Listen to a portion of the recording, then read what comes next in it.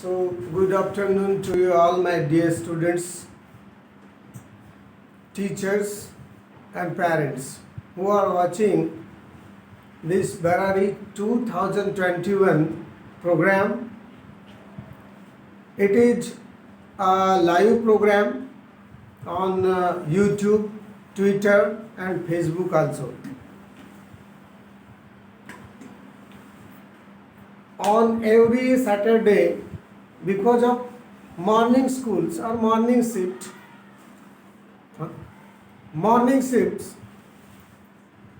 the Jilla Parishad Gondia Education Department, who conceived and delivered, presented this Barari 2021 unique program for the students of standard 5th and 8th who are going to appear for their scholarship examinations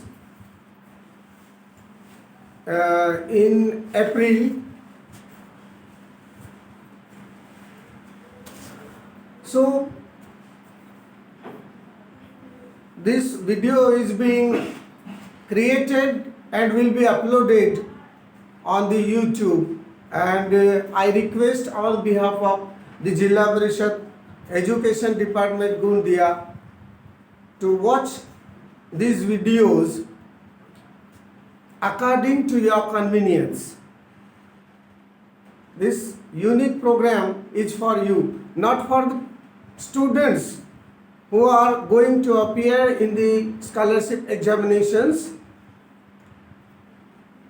but for the all students who are learning in standard 5th and 8th. Today we are going to talk about a special subject, that is English. Every subject is special. It is combined with intelligence test or mental ability test. In previous lectures, many experts told you so many things, taught you so many things, delivered so many subjects, knowledge, practice, and today we are going to learn more about direct and indirect speech. It is a very important topic. If you see the paper pattern, direct and indirect speech, active and passive voice, and degree, these three topics are combined in grammar section, and weightage is 12%, that is 6 marks. And on every topic there is only one question carrying 2 marks. फक्त 2 गुणांचा एक प्रश्न असतो. आणि direct, indirect किंवा narration किंवा reported speech याला सुद्धा असे सुद्धा म्हणतात. तर आपण आज पाहूया डायरेक्ट आणि इनडायरेक्ट स्पीच बद्दल. तुम्हाला ज्या भाषेत समजेल किंवा जसं समजेल तसं मी सांगण्याचा प्रयत्न करणार आहे. नुसतं इंग्रजीत बोलून नाही, मराठी आणि हिंदी माध्यमाच्या सुद्धा शाळा आहेत आपल्याकडे. आणि सर्वांना अशी रिक्वेस्ट राहील माझी जिल्हा परिषद गोंदियाच्या वतीने, एज्युकेशन डिपार्टमेंटच्या वतीने, की जे विद्यार्थी फक्त स्कॉलरशिप परीक्षेमध्ये बसलेले आहेत त्यांनीच पाहू नये. सगळ्यांनी ह्या कार्यक्रमाच्या, ह्या उपक्रमाचा लाभ घ्यावा आणि आपल्या ज्ञानात भर पाडावी आणि नवीन गोष्टी शिकण्याकडे आपला कल ठेवावा. भविष्यात तुम्हाला केव्हाही हे सगळं ज्ञान कधीही कामात येतं. तर आज आपण पाहूया डायरेक्ट आणि इनडायरेक्ट स्पीच. खूप महत्त्वाचा भाग आहे. तुम्हाला पुढच्या जर दुसऱ्या परीक्षांसाठी सुद्धा किंवा तुमच्या 10वी 12वी किंवा 9वीत सुद्धा याच्यावर प्रश्न येत असतीलच आणि येणारच आहे. तर आता डायरेक्ट स्पीच म्हणजे काय? What do you mean bye direct speech and indirect speech? एखादा व्यक्ती काहीतरी सांगतो किंवा बोलतो किंवा लिहितो, ते तसेच्या तसेच सादर करणे म्हणजे डायरेक्ट स्पीच आहे. परंतु एखाद्या व्यक्तीने काही बोलले किंवा लिहिले ते आपण आपल्या शब्दात दुसऱ्यांना सांगणे म्हणजे इनडायरेक्ट स्पीच आहे. ह्या दोन इम्पॉर्टंट फरक त्याच्यातला समजून घेतला की आपल्याला कळेल. आता डायरेक्ट स्पीच आणि इनडायरेक्ट स्पीच कसे ओळखायचं है ना, ओळख कशी आहे. तर डायरेक्ट स्पीच मध्ये तुम्हाला इन्व्हर्टेड कॉमास दिसतील, अवतरण चिन्हे, राईट, इन्व्हर्टेड कॉमास दिसतील, कॉमा सुद्धा दिसेल. डायरेक्ट स्पीच मध्ये एक्सक्लेमेशन मार्क असेल, क्वेश्चन मार्क असेल, फुल स्टॉप सुद्धा असेल. त्याच्यावरून आपल्याला ओळखायचं आहे की डायरेक्ट स्पीच आहे हा की नाही. परंतु इनडायरेक्ट स्पीच मध्ये वाक्याच्या शेवटी, हे सगळे वाक्याच्या शेवटी असतील. इनडायरेक्ट स्पीच मध्ये फक्त आणि फक्त फुल स्टॉप दिसेल. याच्यावरून आपल्याला ओळखता येईल की ते वाक्य इनडायरेक्ट स्पीचचे आहे की डायरेक्ट स्पीचचे आहे. जसं आता आपण पाहूया, she said I am unhappy.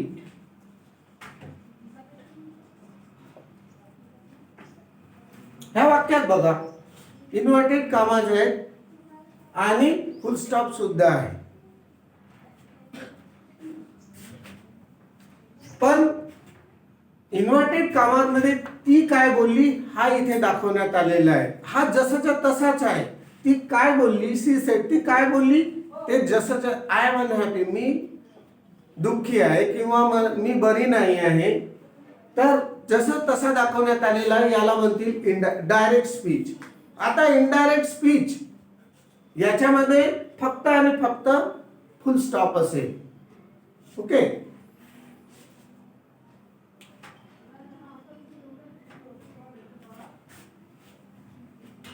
आता याचा आपण उदाहरण पाहूया. मग उदाहरण वरून आपण काही नियम काय आहेत डायरेक्ट स्पीच बनवायचे किंवा इनडायरेक्ट स्पीच बनवायचे ते आपण पाहूया. She said that she was unhappy. हा याचा इनडायरेक्ट स्पीच आहे.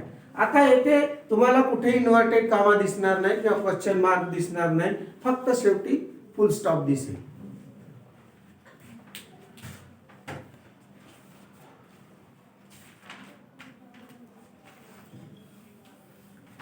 आता डायरेक्ट स्पीच मध्ये बघा, जर हा आपण वाक्य बघितला she said I am unhappy, तर इथे दोन पार्ट दिसतील तुम्हाला. एक तर अवतरण चिन्हात किंवा इन्व्हर्टेड कॉमा मध्ये असलेला एक भाग आणि इन्व्हर्टेड कॉमाच्या बाहेर असलेला एक दुसरा भाग डायरेक्ट स्पीच मध्ये.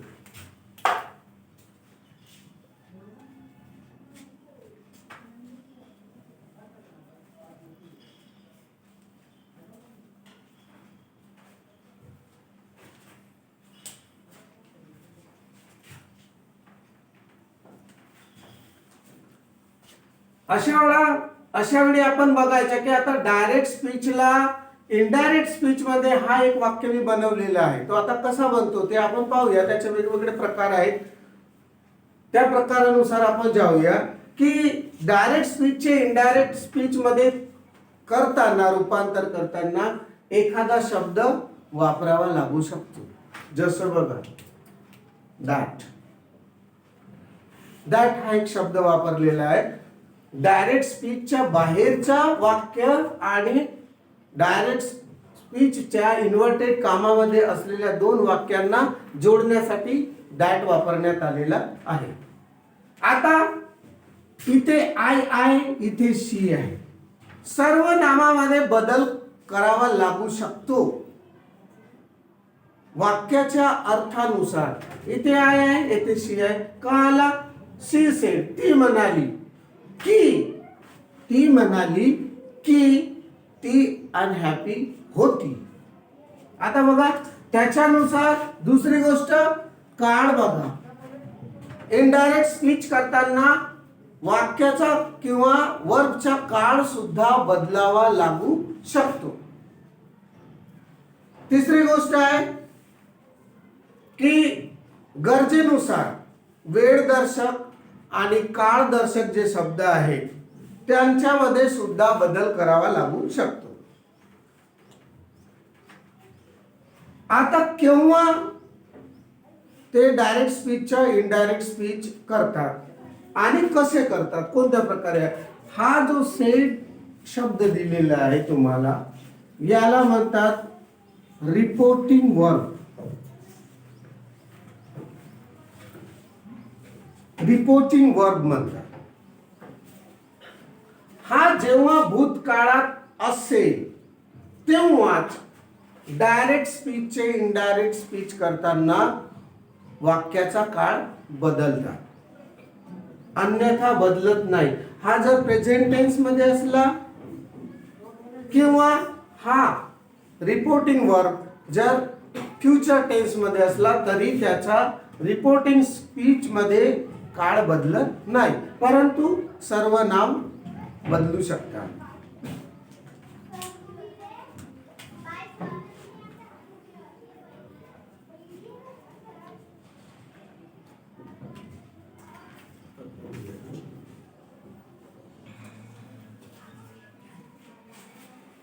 Now look at this sentence of direct speech. It is a statement. She said to him, "You know about your enemies and your friends." Right? In previous sentence, there was only she said. To whom was not mentioned there. But here is him.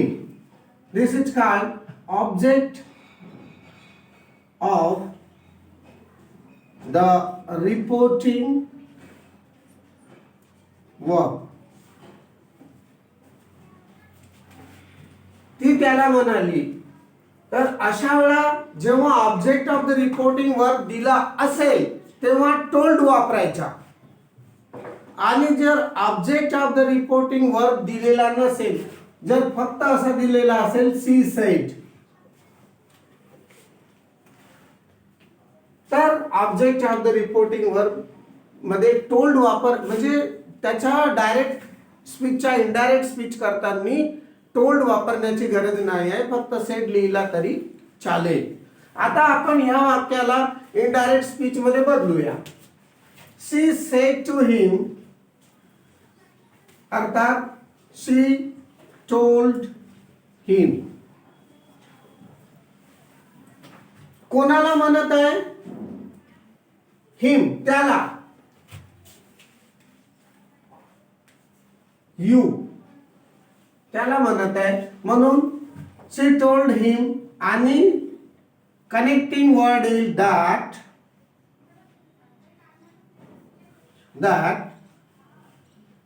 He, you means he.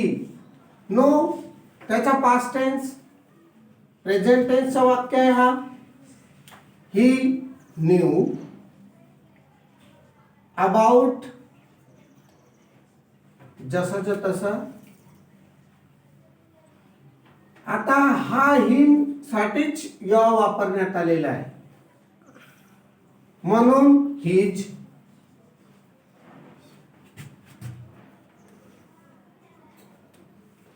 Enemies, आणि हाच you कोणासाठी वापरण्यात आलेला आहे? हिम साठी. हा his friends.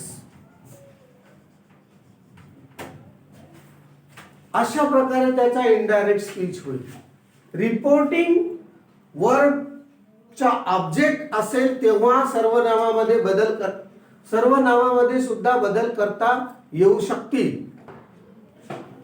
Okay, so this sentence is in direct speech, that is she said to him, You know about your enemies and your friends. This is a direct speech sentence and statement also. That is affirmative sentence, assertive sentence. And now look at the indirect speech of this sentence. That is, she said to. Instead of said to, we used told. Him, as it is, right? You, she is talking about him. That's why he knew about his enemies and his friends. Now, आता direct स्पीचचे indirect स्पीचच्या वाक्यामध्ये change करताना काय होते बघा. जर भूतकाळ असेल, मी आधीच सांगितलं, भूतकाळ असेल रिपोर्टिंग वर्बच्या, तेव्हाच त्याचा इनडायरेक्ट स्पीच मध्ये काळ बदलतो, अन्यथा नाही. आता बघा, एक प्रेझेंट टेन्सचं आपण वाक्य घेऊया.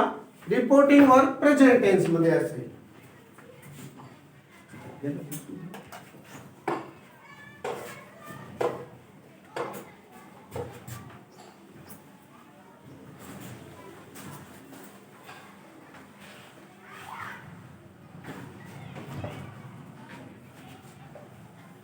Siddharth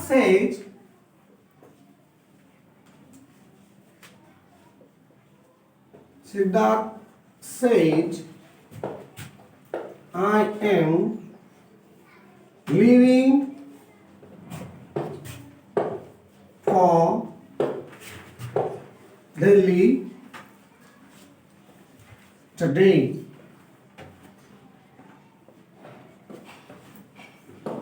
आता बघा, इथे रिपोर्टिंग वर्ब प्रेझेंट टेन्स मध्ये आहे.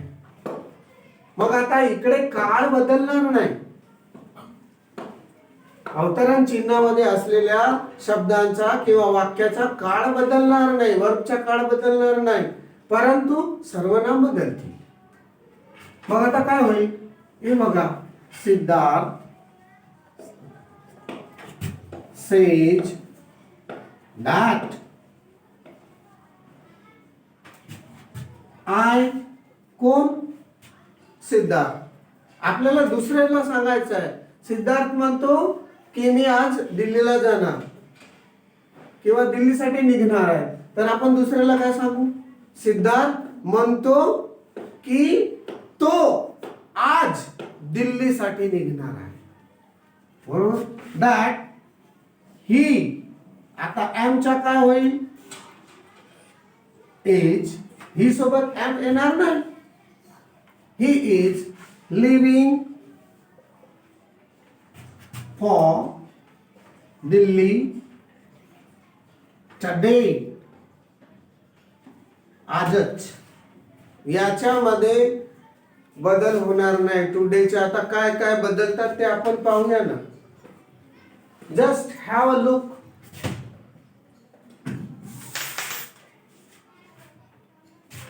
हे बघा, डायरेक्ट आणि इनडायरेक्ट स्पीच मध्ये काय काय बदल होतात. जर डायरेक्ट स्पीचच्या वाक्यात नाव असेल तर त्याचा इनडायरेक्ट मध्ये देन होईल. हिअर असेल तर देअर होईल. दिस असेल तर दॅटच होईल असं नाही. द सुद्धा होऊ शकते, दे सुद्धा होऊ शकते, देम सुद्धा होऊ शकते आणि इट सुद्धा होऊ शकते. बरं, दज असेल तर सो होईल. टुडे असेल तर दॅट डे होईल, परंतु येथे बदलणार नाही. येथे बदलणार नाही. टुमॉरो असेल तर द नेक्स्ट डे किंवा द फॉलोइंग डे होईल. आता काळ कोणता चेंज होईल? हे काळदर्शक किंवा स्थळदर्शक शब्द होते. आता हे बघा, डायरेक्ट जर सिंपल प्रेझेंट टेन्स असेल तर त्याचा सिंपल पास्ट होईल. प्रेझेंट कंटिन्युअस असेल तर पास्ट कंटिन्युअस होईल. प्रेझेंट परफेक्ट असेल तर पास्ट परफेक्ट होईल. सिंपल पास्ट असेल तर पास्ट परफेक्ट होईल. आणि प्रेझेंट परफेक्ट कंटिन्युअस टेन्स मध्ये जर वाक्य असेल डायरेक्ट स्पीचचं, तर त्याचा इनडायरेक्ट स्पीच करताना त्याचा काळ बदलून पास्ट परफेक्ट कंटिन्युअस होईल. ह्या महत्त्वाच्या गोष्टी लक्षात ठेवणे अत्यंत आवश्यक आहे. जेव्हा रिपोर्टिंग वर्ब हा पास्ट टेन्स मध्ये असेल तेव्हाच, अन्यथा काळ बदलणार नाही.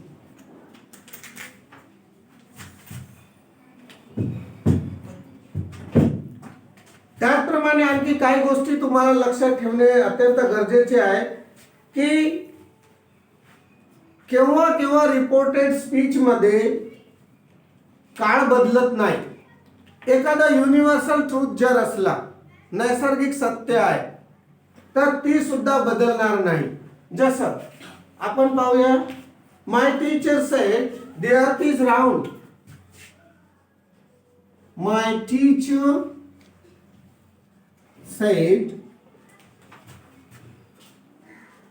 the earth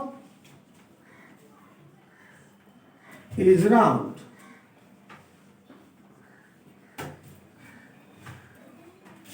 माझे शिक्षक किंवा शिक्षिका म्हणाल्या की अर्थ ही राऊंड आहे. आता अर्थ बदलणार आहे का?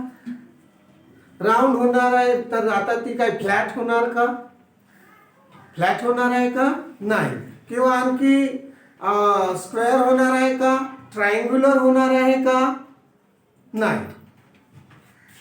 तर हा नॅचरल सत्य आहे, युनिव्हर्सल ट्रूथ आहे. म्हणून आता त्याचा इनडायरेक्ट स्पीच काय होईल? माय टीचर सेड. आता इथे टोन का वापरण्यात आलेला नाही आहे? इथे टोन का वापरण्यात आलेला नाही आहे? कारण object of the reporting verb इथे दिलेला नाही आहे. कोणाला म्हणाली? काय माहित नाही. मुलांना म्हणाली की पॅरेंट्सला म्हणाली की जनतेला म्हणाली की आणखी कुठे लेक्चर देताना म्हणाल्या मॅडम किंवा सर, ते माहित नाही. म्हणून माय टीचर सेड आणि दॅट पुन्हा येईलच. दॅट, बाकी पूर्ण वाक्य जसंच तसं. That the earth is round. The earth is round. दोन्ही कामा काढून टाकायचे, म्हणजे इन्व्हर्टेड कामा काढायचे असतात आणि सिंपल वाक्य बनवायचं असतं. त्याचप्रमाणे आणखी दुसरा एखादा हिस्टॉरिकल इव्हेंट असेल, हिस्टॉरिकल इव्हेंट असेल, पास्ट हिस्टॉरिकल इव्हेंट, तर त्याच्यात सुद्धा काळ बदलत नाही. जसं my teacher said Gandhi was killed in 1948. 1948. आता ती काय इव्हेंट बदलणार आहे का? नाही. गांधीजींना 30 जानेवारी 1948 ला मारण्यात आलं. आता ती काय बदलणार नाही आहे. म्हणून पास्ट इव्हेंट जशीच्या तशीच त्याच काळात लिहिण्यात येईल. तिसरा आहे इम्प्रोबेबल कंडिशन. इम्प्रोबेबल कंडिशन म्हणजे असंभवनीय गोष्ट किंवा भविष्यात असं घडेल की नाही, whether it would happen or not, आपण आपल्याला सांगता येऊ शकत नाही. जर लोहित मुख्यमंत्री बनले तर मी त्यांना मदत मागेन, पण आता मुख्यमंत्री बनतील का हा प्रश्न आहे. त्यांना निवडून यावं लागेल नाही का? आणि मग त्यांच्या जे काही प्रोसेस असेल, लीगल प्रोसेस असेल किंवा संविधानाने ठरवलेली प्रोसेस असेल, त्या प्रोसेसमध्ये ते बसतील, त्यांना निवडून देतील इतर विधायक, तेव्हा ते मुख्यमंत्री बनतील. आता ही इम्प्रोबेबल कंडिशन आहे. तर अशा कंडिशन मध्ये सुद्धा वाक्याचा काळ काही बदलणार नाही.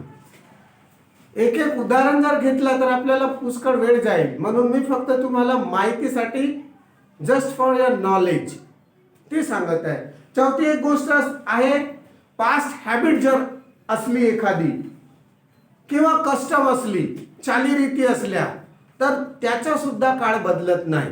जसे आता एखादी गोष्ट घ्या, people in India worshipped nature as god in the past. Teacher said to me. शिक्षक मला म्हणाले, मॅडम मला म्हणाल्या की भारतीय लोक भूतकाळामध्ये निसर्गाची पूजा करायची. आता ते काय बदलणार आहे का? It cannot be change. It was a custom. आता बदलले, आता वेगळी कस्टम आहे, पण त्या काळात वेगळी कस्टम होती, राईट? तर त्याचा सुद्धा काळ बदलणार नाही. ॲज इट इज, जसं आहे नेमकं तसंच. पण सेड टू असेल तर सेड टूच्या ऐवजी टोल्ड येईल पक्का. चौथा आहे टाइम क्लॉज. वेळेची जी उपवाक्य असतील. When I visited her, she was reading a novel. आता टाइम क्लॉज आहे बघा. जेव्हा मी तिच्या घरी गेलो तेव्हा ती एक काय कादंबरी वाचत होती किंवा हिंदीत उपन्यास म्हणतात ती वाचत होती. आता हा काय बदलणार होता का? नाही. म्हणून टाइम क्लॉज जर असेल तेव्हा सुद्धा इनडायरेक्ट स्पीच करताना त्या वाक्याचा काळ बदलणार नाही. अवतरण चिन्हाच्या मधील जे वाक्य आहे ते बदलणार नाही, पण बाकी बदल होतील. सर्वनामात बदल होईल. सेड टू च्या ऐवजी टोल्ड वापरावा लागेल आणि दॅट हा कनेक्टिंग वर्ड आहे. That is a connecting word. दोन वाक्यांना अवतरण चिन्हाच्या बाहेरील आणि अवतरण चिन्हाच्या आतमधील असलेल्या दोन भागांना जोडणारा दॅट हा कनेक्टिंग वर्ड आहे. Now we are moving towards the types of sentences and the sentences to be changed into indirect speech. चार सेंटेन्स आहेत वेगवेगळ्या प्रकारचे आणि त्यांना वेगवेगळ्या प्रकारे सुद्धा आपल्याला इनडायरेक्ट स्पीच. हा फक्त आता इंट्रो होता. इथपर्यंत तुम्हाला इंट्रोडक्शन होता की नेमका डायरेक्ट आणि इनडायरेक्ट स्पीच कसा असतो आणि त्याच्यात काय काय बदल करतात. पण आता आपण वन बाय वन घेऊया. वाक्यांचे मुख्य चार प्रकार आहेत. There are 4 kinds of sentences.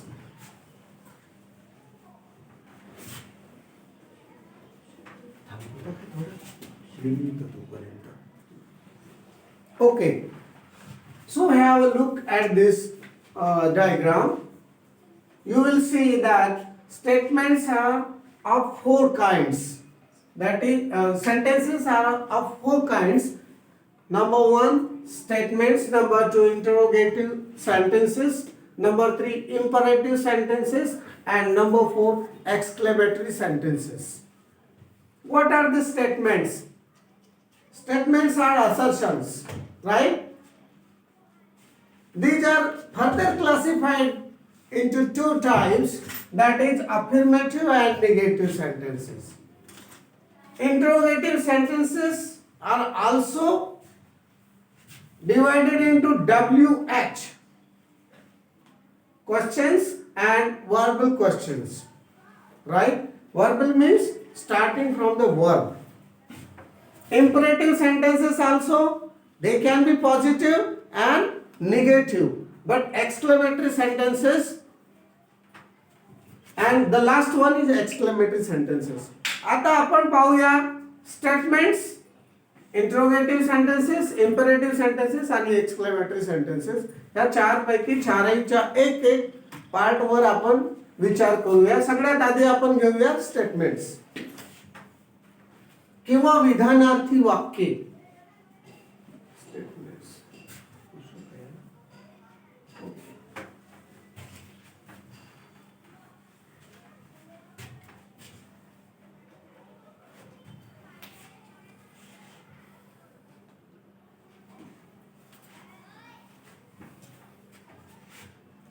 Veena said to Nita,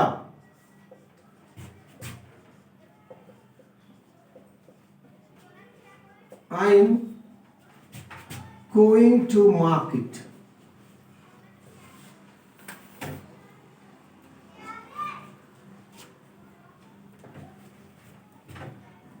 वीणा नीताला म्हणाली मी बाजाराला जात आहे. ती जशी म्हणाली तसं सांगितलं. आता याचा इनडायरेक्ट स्पीच करताना काय होते, सगळ्यात पहिले काय करायचा ते पाहूया. रिपोर्टिंग वर्क जो आहे हा आहे, बरोबर आहे. आता सेड आहे हा रिपोर्टिंग वर्क, म्हणून इकडचा काळ बदलणार आहे आणि सर्वनाम सुद्धा बदलणार आहे. किंवा टाइम से रिलेटेड किंवा प्लेस से रिलेटेड वर्ड जर असतील ते सुद्धा चेंज होतील. अर्थानुसार, आपल्या मनाने नाही, according to the connotation of that sentence. Okay. आता सेड टू आहे. पहिली गोष्ट लक्षात ठेवायची, said Veena said to Nita, I am going to market. Now we are going to transform this sentence into indirect speech. But just remember some points. If the reporting verb is said to, then always use said to plus noun or pronoun. It changed to told. Said to, said plus noun or pronoun. It changed to told. Said to असेल आणि त्याच्या समोर जर noun किंवा pronoun असेल तर तो told मध्ये बदलेल. दुसरे शब्द सुद्धा आपण वापरू शकतो त्याच्यासोबत. रिप्लाय, इन्फॉर्म, ऍडिड किंवा ऍड किंवा स्टेट. याच्या सोबत टोल्डच्या ऐवजी अर्थानुसार आपण वापरू शकतो. टोल्डच्या ऐवजी जर आपल्याला अर्थ पूर्ण कळत नसेल, टोल्डने जर वाक्याचा अर्थ पूर्णपणे समर्थपणे आपण सांगू शकत नसू, तेव्हा आपण रिप्लाय, इन्फॉर्म, ऍड, स्टेटेड म्हणजेच रिप्लाइड, इन्फॉर्म्ड, ऍडिड, स्टेटेड असं सुद्धा वापरू शकतो. कधी कधी से किंवा टेल मधून अपेक्षित अर्थ जर आपल्याला से किंवा टेल म्हणजे सेड किंवा टोल्ड याच्यामधून जर अपेक्षित अर्थ जर आपल्याला मिळत नसेल, प्रभावीपणे सांगता येऊ शकत नसेल, अशा वेळी कंप्लेंटही करू शकता तुम्ही. कंप्लेन, ॲश्युअर, ऍडमिट,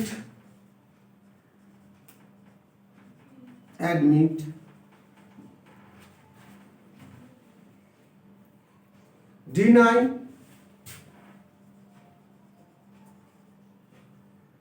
असे शब्द सुद्धा वापरू शकता आपला नेमका अर्थ सांगण्यासाठी. That is used a connecting word in reported speech in statements. That हा कनेक्टिंग वर्ड वापरण्यात येतेच स्टेटमेंट मध्ये, लक्षात घ्या. Connecting word. आता 4-5 गोष्टी आपण शिकलो आहे की काळ जर इकडे असेल, भूतकाळात असेल, रिपोर्टिंग वर्ब तेव्हा चेंज होईल, दुसरा काही नाही. नाउन, प्रोनाउन त्याच्या अर्थानुसार चेंज होतील. सेड टू प्लस नाउन किंवा प्रोनाउन असेल तर टोल्ड वापरायच्या. कशात? स्टेटमेंट्स मध्ये. त्याच्यासोबत रिप्लाइड किंवा इन्फॉर्म्ड किंवा एडिड किंवा स्टेटेड असं सुद्धा वापरू शकता. आणि जर टोल्ड मधून जर मीनिंग आपल्याला बरोबर व्यक्त करता येऊ शकत नसेल, तेव्हा कंप्लेंट, ॲश्युअर्ड, ऍडमिटेड, डिनाइड असं सुद्धा वापरू शकता. Okay. They said she distributed some seeds. आता एक वाक्य पाहूया आपण.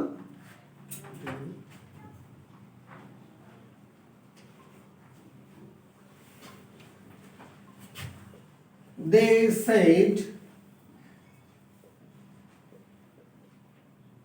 she distributed some sweets.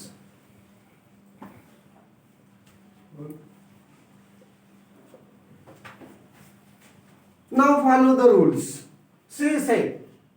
She said म्हणजे आता इथे रिपोर्टिंग वर्बच्या नंतर काय दिलेलं आहे का, कोणाला म्हणतायत ती, कोणाला सांगतायत नाही माहिती. मग आता काय करायचं? दे सेड जसाच्या तसा. आता टोल्ड वापरण्यात येणार नाही, कारण इथे टोल्डच्या नंतर सेड टू च्या नंतर काही नाउन किंवा प्रोनाउन दिलेला नाही आहे. इथे काहीच दिलेलं नाही आहे. Nothing given. That's why they said. आता आपल्याला हा कनेक्टिंग वर्ड वापरायचा आहे.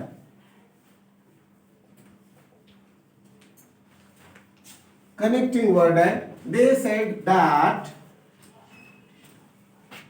शी. पास्ट टेन्स वाक्य आहे, पास्ट टेन्स आहे म्हणून शी हॅड. पास्ट परफेक्ट बनवायचा आहे. She had distributed some sweets.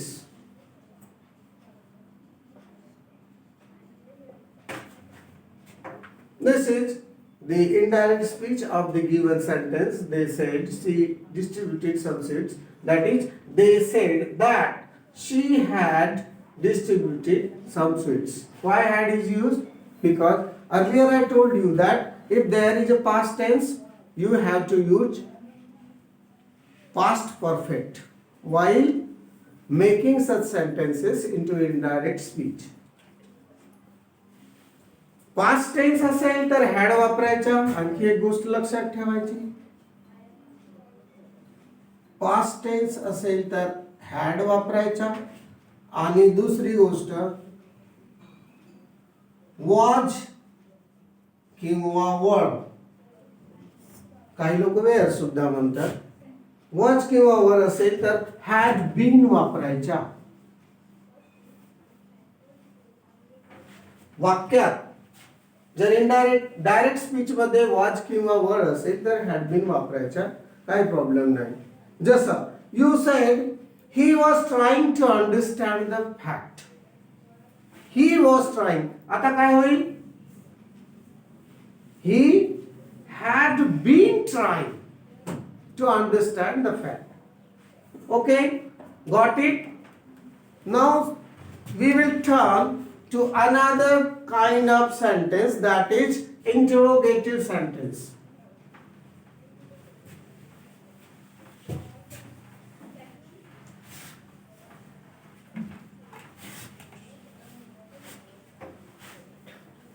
Interrogative sentences.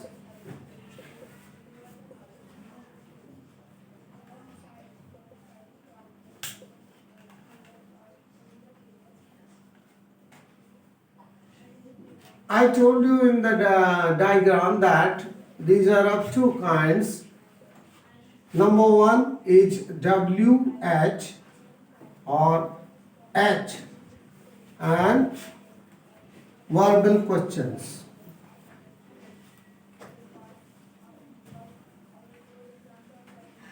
What do you mean by WH questions? The questions beginning with what, why, when, where, who, whose, which. These all contain why is here. Okay. Now H means how many, how much rice do you need? तुम्हाला किती भात पाहिजे? Okay. Verbal questions. The questions beginning with is, am, are, was, were, have, has, etc. Right? So while making interrogative sentences, direct speech of interrogative sentences into indirect speech, you must note down something, that is in place of said. saidच्या ऐवजी asked वापरायचा, कारण तो प्रश्न विचारत आहे. saidच्या ऐवजी asked वापरायचा. In case of WH questions, first rule. Second, WH question किंवा H ने सुरू होणारे क्वेश्चन जे असतील त्यांच्यासाठी आस्कच्या नंतर WH वर्ड वापरायचा. Write down asked while making it into indirect speech. Ask plus WH word. जो ज्या कशाने सुरू होत असेल, वाटने सुरू होत असेल, वायने सुरू होत असेल, ask why, ask what, ask when, असं. तिसरी एक गोष्ट लक्षात ठेवा, जर वर्बल क्वेश्चनने सुरू होत असेल तर आस्कच्या नंतर काय लावायचा, इफ किंवा वेदर. तुम्ही जर ग्रामरचं पुस्तक वाचत असाल, वाचायलाच पाहिजे. इफ किंवा वेदर वापरतात.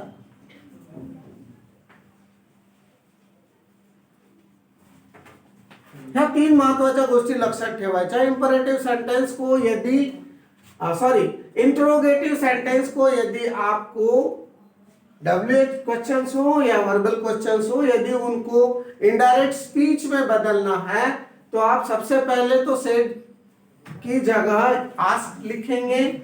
उसके बाद में WH क्वेश्चन यदि है तो आस्क के साथ में ही WH वर्ड लिखा जाएगा, जो भी हो, व्हाई, व्हाट, व्हेन, वेयर, हुज. और वर्बल क्वेश्चन है तो उसके साथ में आस्क के साथ में इफ और वेदर भी. इफ या वेदर दो में से कोई भी एक यूज कर सकते हैं. हम अभी इसका एक एग्जाम्पल देखेंगे. और एक बात नोट कर लीजिए कि सबसे पहले जो क्वेश्चन है उसको स्टेटमेंट में बदलिए. क्वेश्चन जो है उसको स्टेटमेंट में बदलिए, जैसा है वैसा. और उसके बाद उसका टेंस बदलिए. और एक महत्वपूर्ण बात ध्यान में रखनी है कि यहाँ पे दैट नहीं लगाना है. दैट केवल स्टेटमेंट्स में, अभी हमने जो पढ़े कि स्टेटमेंट में लगाते, यहाँ पे नहीं लगाना है. यहाँ क्या लगाना है, WH होगा तो आस्क और WH वर्ड, वर्बल होगा तो आस्क और इफ और वेदर. और क्वेश्चन को सबसे पहले स्टेटमेंट में बदलना है, उसके बाद में उसका टेंस बदलना है. अब एक एग्जाम्पल हम देखेंगे. Papa said, why are you late. Papa said, why are you late.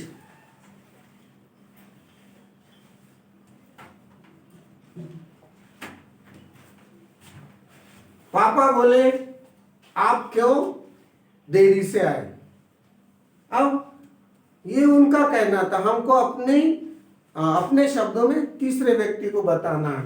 तो क्या होगा, पापा सेड के जगह होगा आस्क्ड. WH से शुरू हो रहा है, इसलिए यह वर्ड जैसा का वैसा आएगा. Wai,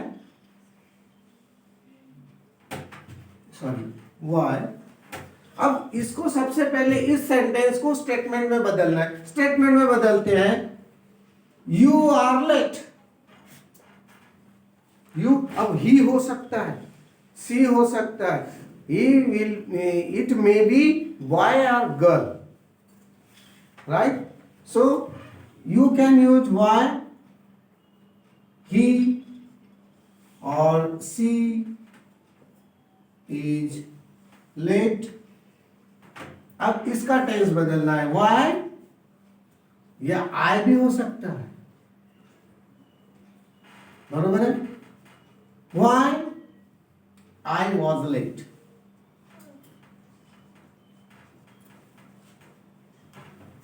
Wai I was late. Papa ask why I was late. Why are you late का क्या होगा, वाई आई वॉज लेट. अब एक दूसरा क्वेश्चन देख लेते हैं.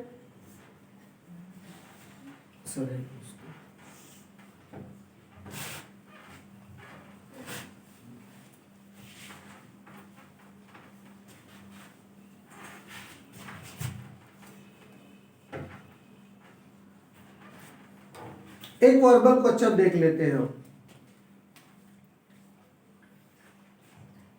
John said to me, are you sure? John said to me, are you sure? John ने मुझसे कहा, आप श्योर हो. आता याचं काय करायचं बघा. John said to me, John said to me. That is said to च्या ऐवजी आपल्याला काय वापरायचं आहे? आस्क्ड. कारण प्रश्न आहे. John asked me. आर असल्यामुळे इफ. यू कोणासाठी वापरत आहे? माझ्यासाठी. म्हणून इफ आय एम शुअर पहिले याचा बनवायच्या स्टेटमेंट मध्ये आणि मग त्याचा काढ. इफ आय वॉज टेन्स बदलेल.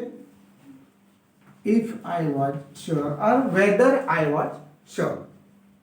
काय नाही, इंट्रोगेटिव्ह सेंटेन्सेस जे आहेत खूप लवकर तुम्हाला त्याच्या डायरेक्ट स्पीचच्या इनडायरेक्ट स्पीच करता येईल. त्याच्यानंतर आपण पाहूया थर्ड पार्ट आहे इम्परेटिव्ह सेंटेन्सेस. आज्ञार्थी वाक्ये.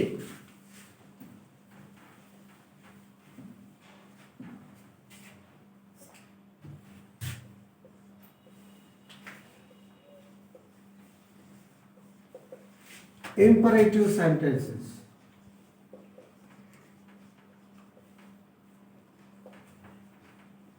हे होकारार्थी असू शकतात आणि नकारार्थी सुद्धा असू शकतात.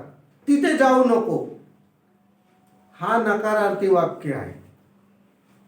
बरोबर आहे, नकारार्थी आहे इम्परेटिव्ह सेंटेन्स. आता अशा वेळा रिपोर्टिंग वर्ब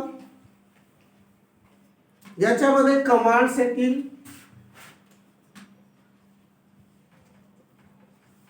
रिक्वेस्ट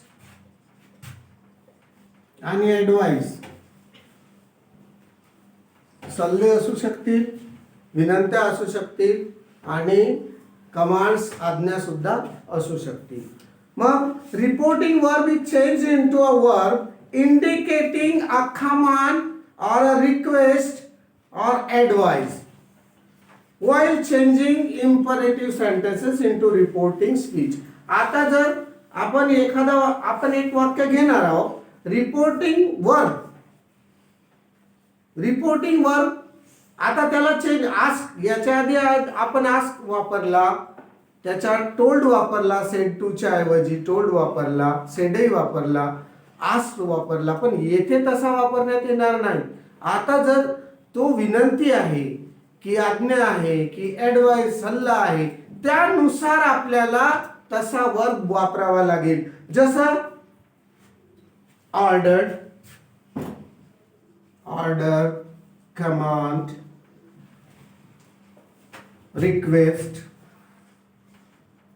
ॲडवाइस,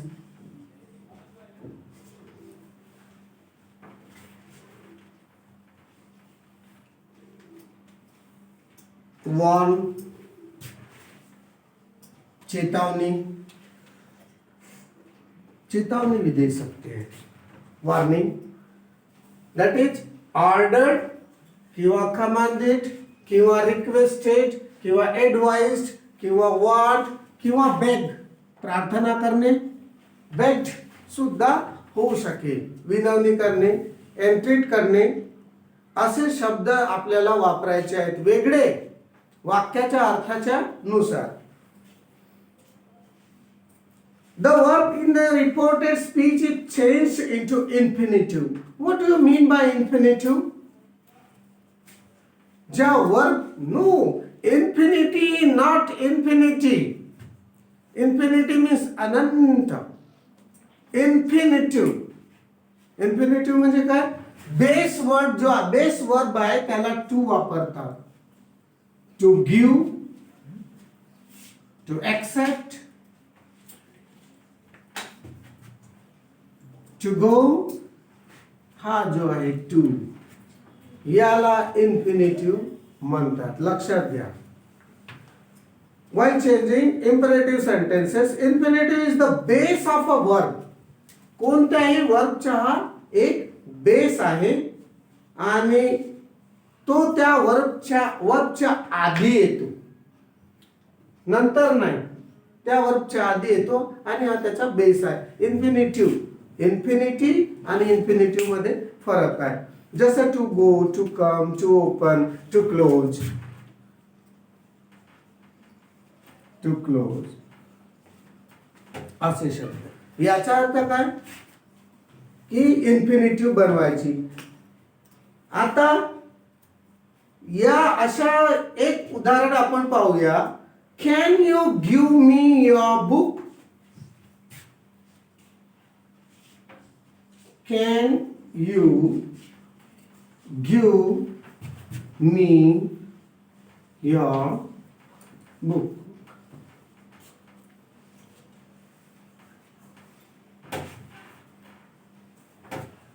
जरी हा कॅनने सुरू होत असला तरी ही काय आहे. राणी said to Raja.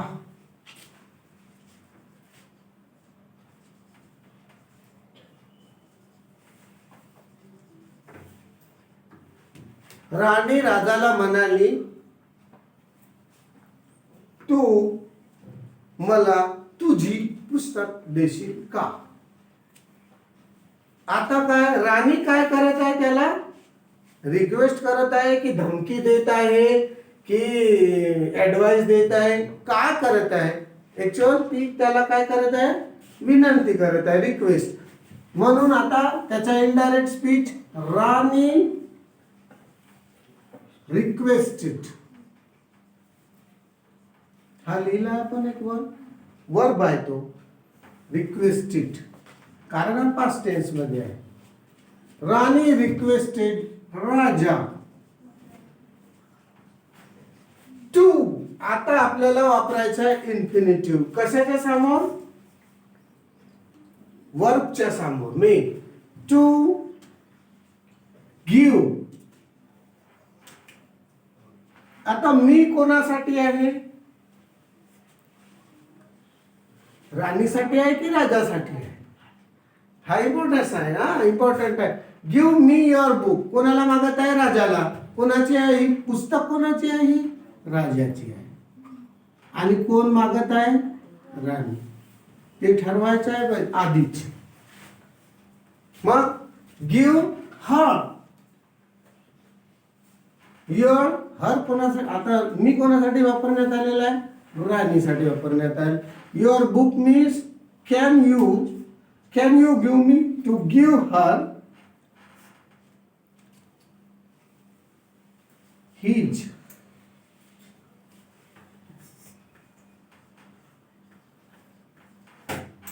Your book, his book. Rani requested Raja to give her his book. झाला. प्रोनाउन चेंज झाला. Can you give me your book. Rani said to Raja. त्याचा इनडायरेक्ट स्पीच आहे Rani requested Raja to give her his book. संपला. काय नाही, एकदम सोपा आहे, खूपच सोपा आहे.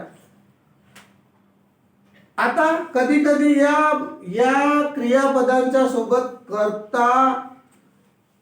कर्म क्रियापद हे तुम्हाला माहित आहे. या क्रियापदांच्या सोबत कर्म अत्यंत आवश्यक आहे. What do you mean by karma. Object, subject, object, verb, right. परंतु he ordered me to go. He ordered me to go म्हणून डायरेक्ट स्पीचच्या वाक्यात आज्ञा किंवा विनंती कोणाला उद्देशून आहे. Go out. Teacher said go out. कोणाला म्हणाले, डोंट नो. कोणाला म्हणतो, झोपत आहे त्याला म्हणाले, की एखादा खेळत आहे त्याला म्हणाले, की आणखी काही करत असेल त्याला म्हणाले, की आणखी काही वस्तू आणण्यासाठी पाठवलं. ही काही माहित नाही आहे. कर्म नाही आहे इथे, ऑब्जेक्ट नाही आहे. मग कोणाला उद्देशून आहे याचा काही उल्लेख नसला तरी आपल्याला क्रियापदांच्या सोबत परिस्थिती आणि अर्थाच्या नुसार according to the condition and the meaning or connotation of that sentence एखादे कर्म लावावे लागेल आपल्याकडून एक्स्ट्रा. जसे he said wait a minute. He said, wait a minute.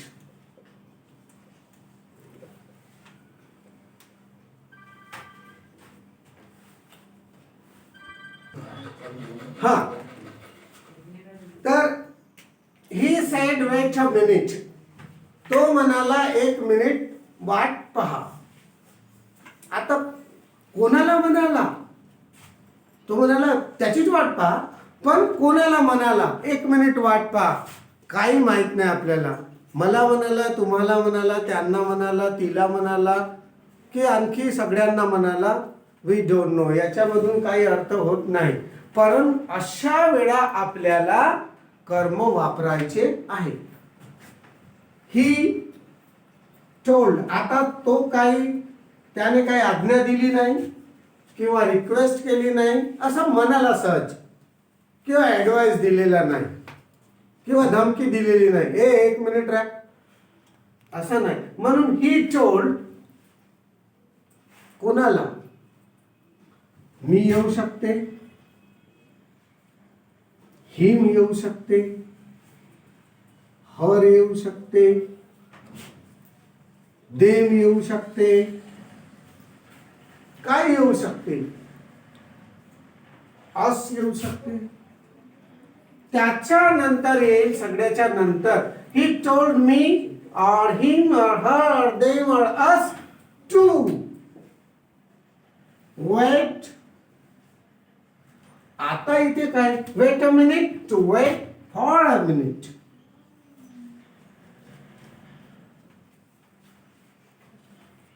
To wait for a minute. जेथे कर्म नसेल किंवा ऑब्जेक्ट नसेल, तेव्हा अशा वेळा आपल्याला एक ऑब्जेक्ट आपल्याकडून लावायचा असतो. कोणाला येईल? तो don't go out, his mother said to him. आता निगेटिव्ह वाक्य पाहूया आपण. Don't go out, his mother said to him. याचा काय होईल? इनडायरेक्ट स्पीच पाहूया. His mother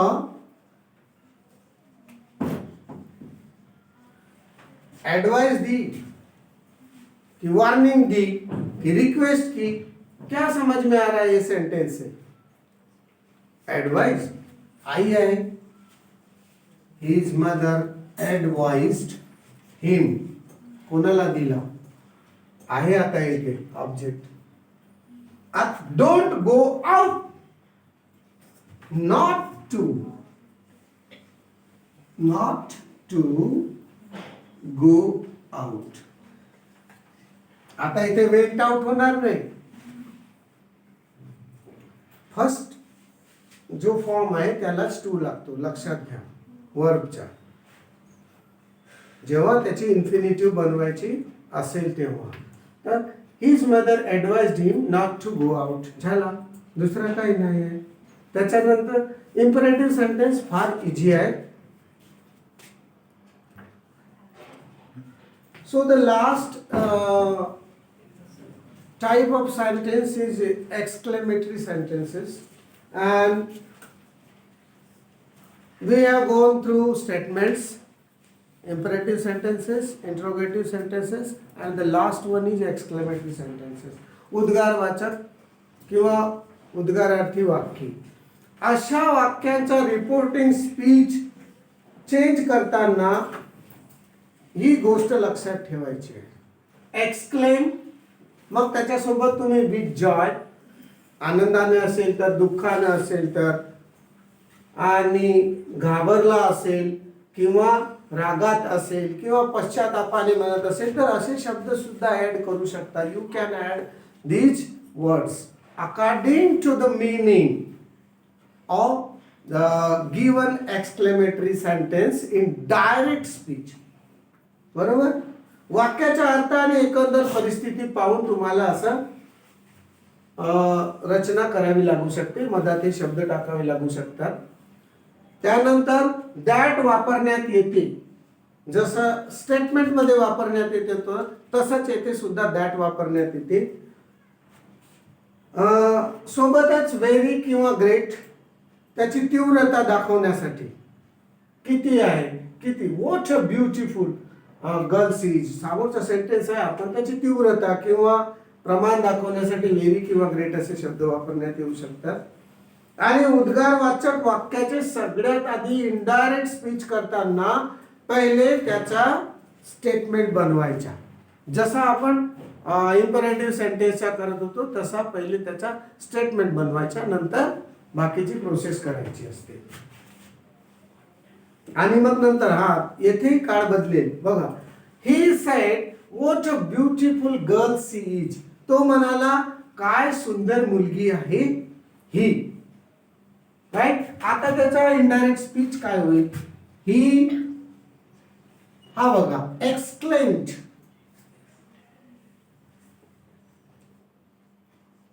exclaim. त्याला आनंद झाला असेल तर एवढा आनंद झाला नाहीये, त्याच्या मनात हलका आनंद झालेला आहे म्हणून exclaimed that. What a beautiful girl she is. याचा काय होईल statement? She is a very beautiful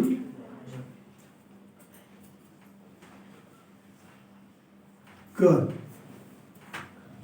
याचा स्टेटमेंट झाला. त्याच काळात आता त्याच्या काळामध्ये that she was a very beautiful girl. आहे ना सोपा? He said what a beautiful girl she is. आता त्याचा इनडायरेक्ट स्पीच झाला. He exclaimed that she was a very beautiful girl. दुसरा बघा. रमा सेड किंवा Rama sed, O what N idea. आता याचा एक्सक्लेमेटरी सेंटेन्स बनवण्यासाठी आपण काय करणार? What N idea. एका मोबाईल कंपनीचा येत होता ऍड. रामा किंवा Rama exclaimed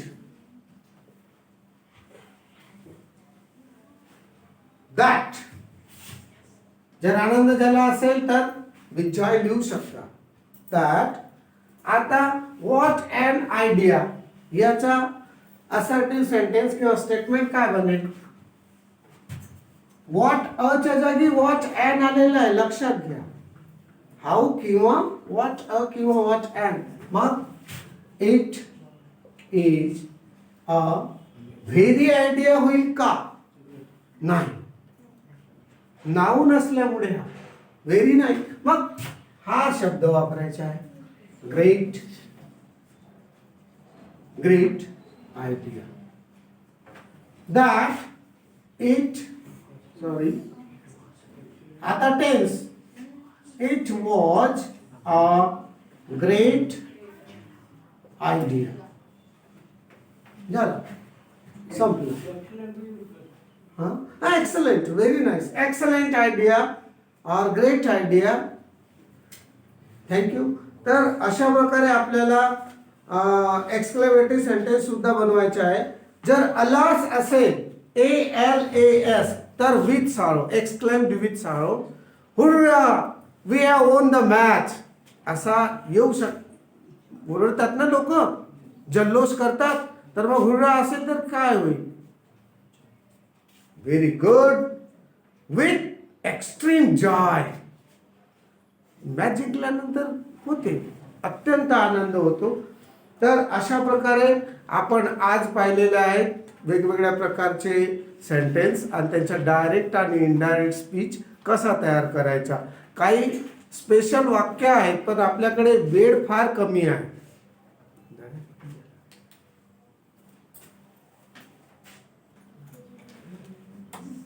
Okay. These, look at the blackboard board, whiteboard, and you will see there are 4 sentences. These all are exclamatory sentences. We use them in our day-to-day life and according to the situations. Good, he said. What will be its indirect speech? He gave an exclamation of satisfaction. Good. ठीक आहे, छान. तर satisfaction दाखवलेलं आहे, समाधान दाखवलेलं आहे, असा त्याचा इनडायरेक्ट स्पीच होईल. नेहमी दिलेल्या नियमानुसारच होत नाही. इंग्रजी ही अपवादाची भाषा आहे. येस, प्रत्येक नियमाचा काहीतरी दुसरा एक फंडा आहे त्यांच्याकडे. प्रत्येक गोष्ट, प्रत्येक नियम प्रत्येक वेळा तसाच लागू होत नाही. दुसरं बघा, थँक्यू किंवा थँक्स आपण नेहमी म्हणतो आय सेड टू हिम. मग त्याचा काय होईल? आय थँक्ड हिम. बस एवढाच आहे इनडायरेक्ट स्पीच. तिसरं वाक्य बघा, congratulations they said to us. ते आम्हाला म्हणाले कॉंग्रॅच्युलेशन्स. मग दे कॉंग्रॅच्युलेटेड अस.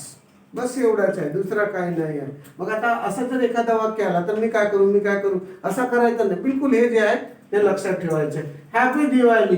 आता येऊन राहिली आणखी हॅपी होली.